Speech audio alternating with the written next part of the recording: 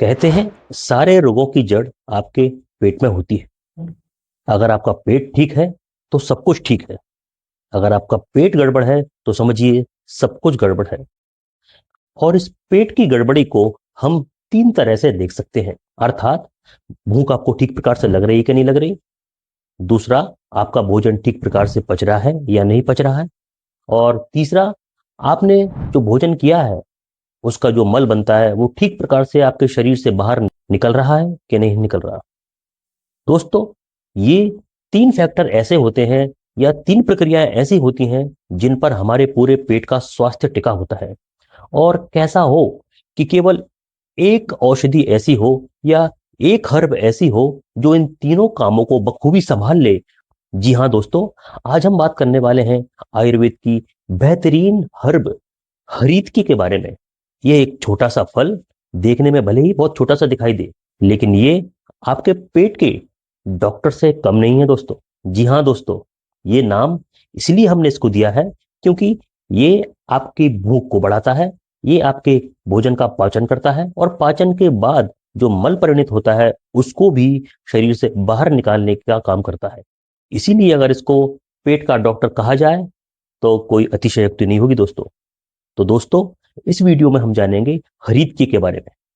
हरीतकी आयुर्वेद में इतना इंपॉर्टेंस क्यों रखती है, हरीतकी के क्या गुणधर्म होते हैं, हरीतकी के क्या क्या लाभ आपको मिल सकते हैं, और साथ में हम जानेंगे कि हरीतकी को किन लोगों को नहीं लेना चाहिए। इसके साथ साथ हम जानेंगे कि हर मौसम में हरीतकी को लेने के लिए आपको किन किन नियमों का पालन करना होगा, किन किन और द्रव्यों के साथ आप इसको ग्रहण करेंगे तो आप हरीतकी को 12 महीने ले पाएंगे और पूरा लाभ इसका उठा पाएंगे।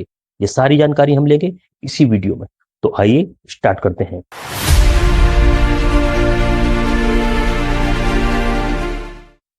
दोस्तों, आयुर्वेद में हरीतकी के कई नाम हैं, जैसे कि हरड़, पथ्या, अभया, अमृता, पूतना। इसके अलावा भी इसके और कई नाम हैं। इसके ये नाम इसके गुणों के कारण प्रकाशित होते हैं, जैसे कि जो आपको रोगों से भय मुक्त कर दे, जो आपको अभय प्रदान करे, इसलिए इसका नाम अभया है। अगर कोई औषधि ऐसी हो जो आपको अमृत के समान गुण प्रदान करे या अमृत के समान गुणकारी हो, इसीलिए इसका नाम अमृता भी है। इसी प्रकार से कई क्षेत्रों में, कई राज्यों में इसके अलग अलग नाम हैं और ये अलग अलग नाम से जानी जाती है। और नाम इसके भले ही अलग हों परंतु इसके गुण एक समान होते हैं। दोस्तों, आइए जानते हैं हरीतकी के कुछ गुण धर्मों के बारे में। आयुर्वेद में 6 रसों का जिक्र किया जाता है: मधुर, अम्ल, लवण, कटु, तिक्त, कषाय। ये 6 रस 6 प्रकार के स्वाद या टेस्ट होते हैं। इन 6 रसों में से 5 रस हरीतकी में पाए जाते हैं। केवल लवण रस को छोड़कर, यानी कि नमकीन स्वाद को छोड़कर, शेष सभी प्रकार के स्वाद या टेस्ट हरीतकी में पाए जाते हैं। इसके साथ साथ इसके अगर हम गुण की बात करें तो ये रूक्ष और लघु होती है, अर्थात ये रूखी होती है और पचने में हल्की होती है। अगर इसकी तासीर की बात करें तो ये उष्ण वीर्य होती है, अर्थात इसकी तासीर दोस्तों गर्म होती है। और ये पचने के बाद इसका जो विपाक होता है मधुर होता है। और अगर इसका स्वाद की अगर बात करोगे आप तो ये आपको कसैली सी लगेगी, अर्थात इसका स्वाद कसैला होता है। ये कषाय रस युक्त होती है, मतलब इसमें कषाय रस प्रधान होता है। होते तो 5 रस हैं परंतु कषाय रस, जो कषैला रस होता है, वो मुख्य रूप से या प्रधान होता है। ये वात और कफ का शमन करने वाली होती है, अर्थात जो वात से संबंधित विकार होते हैं, जो कफ से संबंधित विकार होते हैं, उनका शमन करने का काम करती है ये हरीतकी। इसके साथ साथ इसका एक गुण होता है रेचन करने का या अनुलोमन करने का, अर्थात ये मल को, शरीर में जो मल जमा होते हैं उनको नीचे यानी कि गुदा मार्ग से बाहर निकालने का काम करती है। इसके अगर हम प्रमुख लाभों को देखें तो ये सबसे पहले दीपन करती है, अर्थात आपकी डाइजेस्टिव फायर को इंक्रीज करती है, यानी कि आपको भूख लगने में सहायक होती है, यानी कि आपको भूख लगवाएगी। फिर उसके बाद आपने खाना खाया, खाना खाने के बाद ये भोजन को पचाने का काम भी करती है, अर्थात पाचन में भी ये बेहतरीन काम करती है।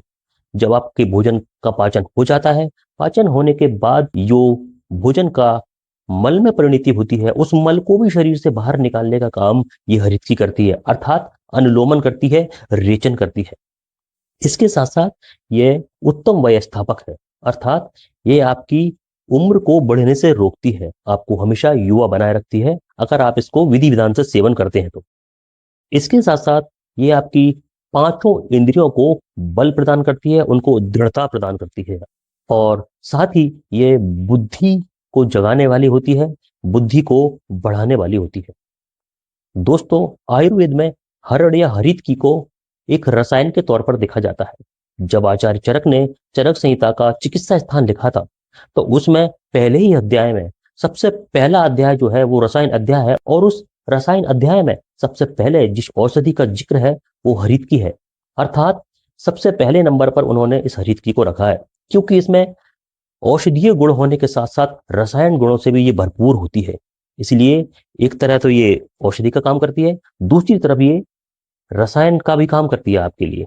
इसलिए रसायन अध्याय में सर्वप्रथम हरितकी का जिक्र मिलता है आयुर्वेद में। इसके साथ साथ ये कई प्रकार के आयुर्वेद के योगों में काम आती है, जैसे कि बहुप्रसिद्ध योग आपने त्रिफला तो सुना ही होगा। इसके साथ साथ अभ्यरिष्ट जैसी दवाई हो गई, और भी न जाने कितनी प्रकार की औषधियों के निर्माण में हरितकी का प्रयोग किया जाता है। हरितकी के लिए कहा जाता है, यस्य माता ग्रहे नास्ति तस्य माता हरितकी, कदाचित कुप्यते माता ना उदरस्त हरितकी। अर्थात जिस घर में मां नहीं हो, अगर वहां पर हरितकी है तो वह मां की कमी पूरी करती है। और हो सकता है आपकी मां आपके ऊपर प्रकोपित हो जाए, परंतु हरित की आपने खाई हुई है, जो आपके उदर में है, जो आपके पेट में है, वो कभी प्रकोपित नहीं होती, वो कभी कुपित नहीं होती। इसके साथ साथ ये कई प्रकार के रोगों में भी एक औषधि के रूप में काम आती है।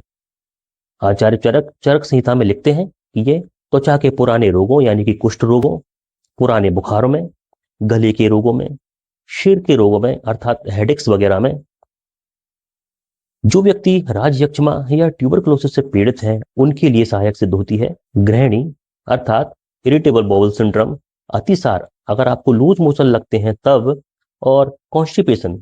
देखिए दोस्तों, कितनी विचित्र बात है। एक तरफ ये आपको कॉन्स्टिपेशन में भी राहत दिला रही है, दूसरी तरफ अगर आपको लूज मोशन हो रहे हैं वहां पर भी ये आपके लिए सहायक सिद्ध हो रही है। यानी कि दोनों तरह से ये आपके लिए काम कर रही है। इसके साथ साथ ये लीवर से संबंधित रोगों जैसे कि पांडु और कामला, जिसे हम एनीमिया और जॉइंडिस कहते हैं, में भी लाभकारी सिद्ध होती है। इसके साथ साथ स्प्लीन के रोगों में भी ये काम आती है। इसके साथ साथ उदर रोग, शरीर में सूजन आना, और मेदो रोग जिसको हम शरीर में चर्बी जम जाना, फैट का बढ़ जाना भी कहते हैं, ऐसे रोगों में भी ये काम आती है। इसके साथ साथ ये जिन लोगों को बार बार मूर्छा आती है उनके लिए भी अच्छी है। जो लोग बार बार उल्टी करते हैं, जिनको सर्दी होती है, उनके लिए भी ये बहुत अच्छी है। इसके साथ साथ जिन लोगों को पाइल्स की समस्या होती है, अर्श की समस्या होती है, उनके लिए भी यह रीति बहुत अच्छी होती है। दोस्तों, इसका एक और खास गुण है कि ये हमारे बॉडी में माइक्रो चैनल्स जो होते हैं, जिनको हम स्रोतस बोलते हैं, उनमें अगर अवरोध होता है, जिसके कारण हमारी धातुओं की परिणति आगे नहीं बढ़ पाती है, जिसके कारण हमारी बॉडी को न्यूट्रिशन नहीं मिल पाता है, उनमें भी ये हरित की यानी उन स्रोतसों पर भी ये हरित की बहुत अच्छा काम करती है, और उन स्रोतसों के यानी माइक्रो चैनल्स के अवरोध को दूर करने का काम ये हरित की करती है। अगर आपके पेट में कृमि, जो वर्म्स होते हैं, जो छोटे बच्चों में होते हैं, इस प्रकार के अगर कृमि भी होते हैं तो उनका भी नाश करने का काम ये हरित की करती है। श्वास, कास, गुल्म, इस प्रकार कई प्रकार की बीमारियों में हरित की का प्रयोग किया जाता है। इसके अलावा दोस्तों, अगर आप इसको हर मौसम में इसका आनंद लेना चाहते हैं और हर मौसम में इसके लाभों को अपने शरीर को पहुंचाना चाहते हैं, तो आपको हर मौसम के हिसाब से एक विशेष द्रव्य के साथ इसको ग्रहण करना चाहिए, जिसको हम कहते हैं ऋतु हरित की। तो आइए जानते हैं दोस्तों, किस मौसम में आपको हरित की को किस द्रव्य के साथ लेना चाहिए, जिससे आपको हरित की के पूरे लाभों की प्राप्ति हो। दोस्तों, सबसे पहले अगर आप शिशिर ऋतु में अगर आप लेते हैं हरित की को, तो आपको पिपली के साथ लेना चाहिए। अगर आप वसंत ऋतु में लेते हैं तो आपको मधु के साथ लेना चाहिए। अगर आप ग्रीष्म ऋतु में लेते हैं तो आपको गुड़ के साथ हरितकी का प्रयोग करना चाहिए। इसी प्रकार वर्षा के मौसम में अगर आप हरितकी का सेवन करते हैं तो आपको सैंधव लवण के साथ इसका सेवन करना चाहिए। और अगर शरद ऋतु में आप हरितकी का सेवन करते हैं तो आपको शर्करा या मिश्री के साथ हरितकी का सेवन करना चाहिए। वहीं अंत में हेमंत ऋतु में अगर आप हरितकी का सेवन करते हैं तो आपको शुंठी या सूखे अदरक के पाउडर के साथ हरितकी का सेवन करना चाहिए। दोस्तों, आइए अब बात करते हैं कि हरितकी को आपको कितनी मात्रा में लेना चाहिए। तो इसकी मात्रा है 3 ग्राम से लेकर 6 ग्राम तक आप एक बार में हरित की मात्रा ले सकते हैं। चाहे आप गुनगुने पानी से लीजिए या साधारण पानी से लीजिए, यह आपके लिए लाभकारी सिद्ध होगी। दोस्तों, आइए अब बात करते हैं कि किन लोगों को हरित की नहीं लेना चाहिए। आचार्य चरक ने चरक संहिता में कुछ लोग ऐसे बताए हैं जिनको हरित की को बिल्कुल भी नहीं लेना चाहिए। आइए जानते हैं वे कौन कौन से हैं।